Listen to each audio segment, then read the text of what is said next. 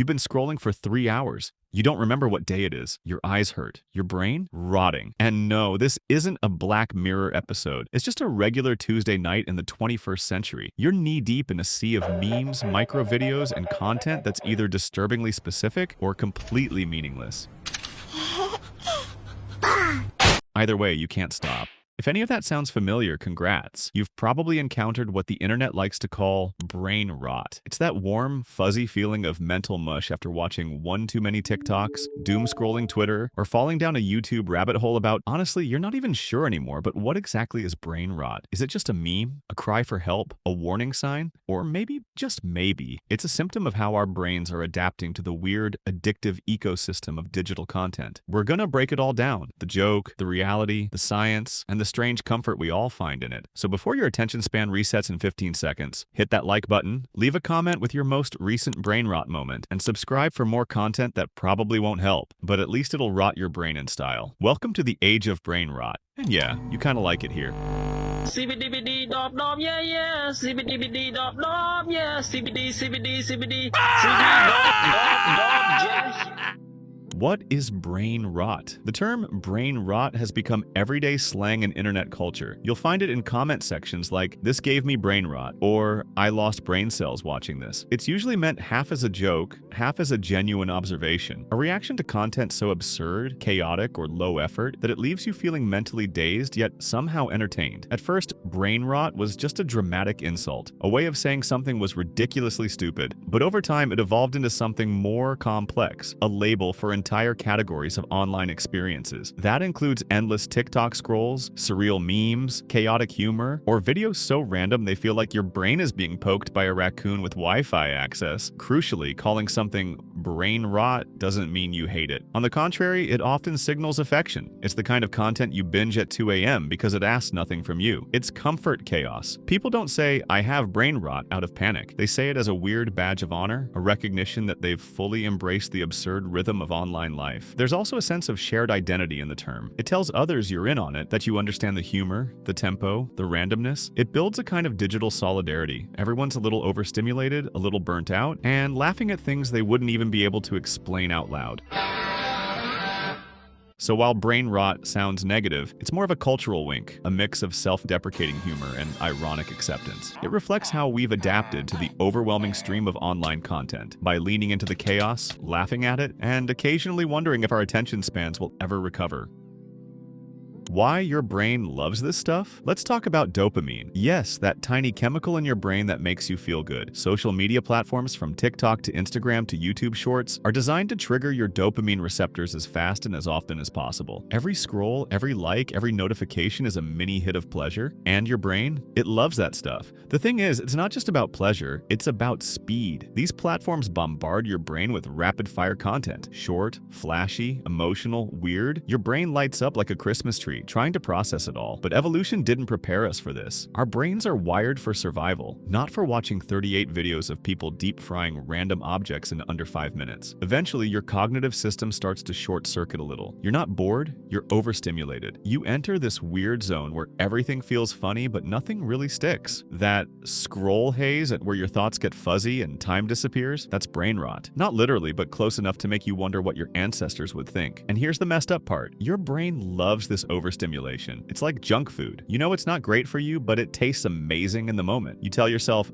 just one more video. And 30 minutes later, you're watching a guy recreate Shrek using only cheese. The design isn't just addictive, it's optimized to be addictive. This is why you keep coming back. It's not because you're weak or lazy, it's because your brain is reacting exactly how these platforms want it to. They've studied the reward system, gamified attention, and built a dopamine factory that fits in your pocket. And whether you're laughing, zoning out, or slowly melting inside, your brain just keeps pressing play. Fake rot versus real rot. Now, just to be clear, brain rot isn't a real medical condition. If you walk into a neurologist's office and tell them you're suffering from brain rot, they're not going to prescribe anything. They'll probably just ask how much time you've been spending on Reddit lately. But there are actual neurological conditions involving cognitive decline, Alzheimer's, dementia, and the long-term effects of sleep deprivation or sensory overload, to name a few. The internet's version of brain rot is more like a self-aware parody. It's the digital generation's way of laughing at their own mental mental exhaustion. We joke about our attention spans being fried, our memory getting worse, and our brains being mush, all while continuing to scroll through videos that actively make it worse. It's both funny and deeply unsettling. And here's the thing, there's real science backing some of this. Multiple studies have shown that chronic digital multitasking, jumping between apps, tabs, notifications, actually does reduce your ability to concentrate over time. It's not brain damage, but it's a change in how your brain processes and prioritizes information. We're not talking about memory loss or full-on cognitive decline, but we are seeing a rise in things like decreased focus, emotional numbing, and information overload. Our brains become trained to expect constant novelty and instant feedback. So when we try to do something slow or quiet, like read a book or sit in silence, it suddenly feels unbearable. So no, your brain isn't decaying. It's just being reprogrammed. Less depth, more speed, less patience, more stimulation. It's not that your brain is broken, it's that it's adapting to an environment of nonstop digital input, which raises the question, are we evolving or just glitching? Signs you might have brain rot. Let's run a little self-check, shall we? If you can't watch a full movie without checking your phone, brain rot. If you open TikTok just to look for one video and wake up 45 minutes later laughing at a guy yelling at cereal, brain rot. If you read the same sentence 3 times because your brain keeps drifting to that one Vine from 2016, yeah, that's brain rot too. Some of the signs are subtle and some are kind of embarrassing. Like opening Instagram, closing it, and then reopening it 10 seconds later because your brain didn't get what it wanted the first time. Or forgetting why you walked into a room, only to remember it was to check your phone, which is already in your hand. Then there are the physical symptoms: dry eyes, headaches, poor posture, and the classic phone face, that dull, slightly slack-jawed expression you make while scrolling. Mentally, it shows up as brain fog, memory lapses, and this growing inability to sit with boredom. Every moment has to be filled with noise, even if that noise is just watching someone cut soap for 12 minutes. But here's the kicker. None of this means you're lazy or broken. It means you're reacting normally to an environment that's designed to overstimulate you. These apps and platforms are literal attention machines. They train your brain to seek novelty, to avoid downtime, and to chase those tiny dopamine spikes over and over. And the most ironic part? We like it. We know it's frying us a little, but it's also comforting. It's fun. It's part of our daily routine. It's the hot Cheetos of digital habits. Spicy, probably terrible for you, and somehow exactly what you needed at 2 a.m.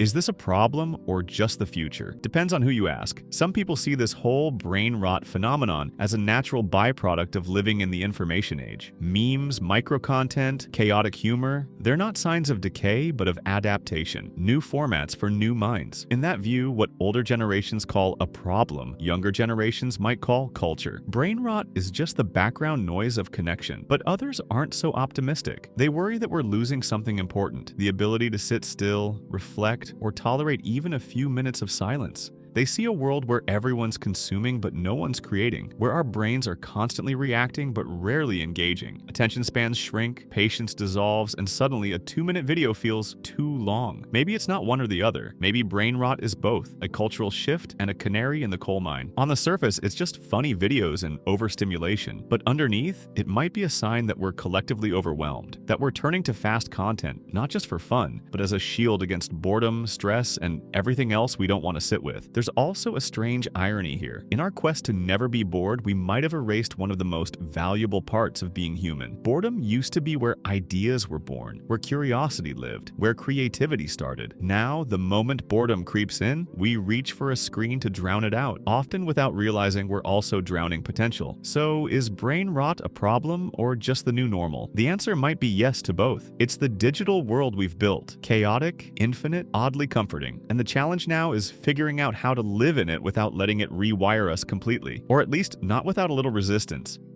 Can you reverse the rot? Good news. Your brain isn't actually rotting. It's just overstimulated. Kind of like a kid who ate too much candy and is now vibrating in a corner. And the even better news? That's fixable. You don't have to delete all your apps, live off-grid, or start churning butter in the woods. But building a little digital balance into your day, that can make a surprising difference. It starts small. Watch one long video without switching tabs. Read an article from start to finish, even the boring middle part. Go for a walk without music or podcasts, just you and your own thoughts. Terrifying terrifying, I know. At first, your brain will rebel. It'll scream, "Where's the chaos? Where's the dopamine?" But give it time. Stillness is a skill, and you can relearn it. Boredom, it turns out, isn't the enemy. It's the doorway to creativity. It's where your mind starts wandering in the good way, the curious way. When you're not being bombarded with content, your brain has space to actually think, not just react. And in that quiet, you might rediscover what actually interests you, not just what the algorithm thinks you'll click on. You don't have to reject the internet or swear off memes or uninstall TikTok. The goal isn't to stop enjoying brain rot content. It's to not let it become the only thing your brain consumes. Like junk food, it's fun in moderation. Just don't make it your whole diet. So yes, you can reverse the rot, or at least keep it in check. You just have to give your brain some room to breathe, some silence, some slowness, some space. It's not about escaping the noise forever, it's about remembering that you can.